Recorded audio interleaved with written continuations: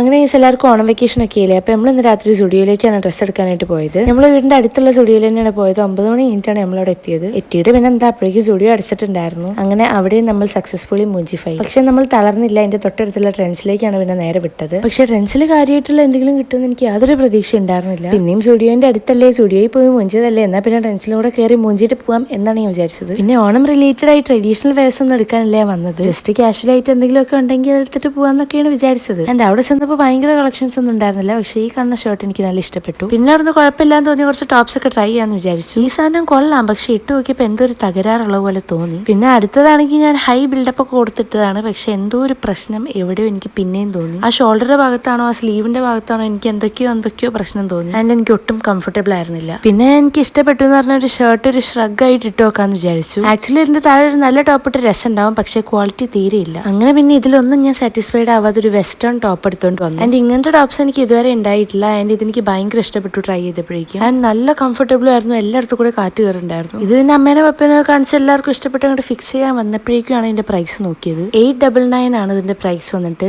അത് കുറച്ച് ഓവറായിട്ട് എനിക്ക് തോന്നുന്നുണ്ട്. ഞാൻ അത് അവിടെ തന്നെ വെച്ചു. എന്തായാലും ഡ്രസ്സൊന്നും കിട്ടിയില്ല. എന്നാൽ പിന്നെ പുറത്ത് പോയി കുറച്ച് ഫുഡെങ്കിലും കഴിക്കാമെന്ന് വിചാരിച്ചു. പക്ഷെ എന്റെ വിചാരം അല്ലായിരുന്നു പപ്പയുടെ വിചാരം. അതുകൊണ്ട് വീട്ടിൽ പോയി നേരെ റാഗി പുട്ടും കഴിച്ചിട്ട് ഞാൻ കിടന്നുറങ്ങി. അപ്പൊ ശരി.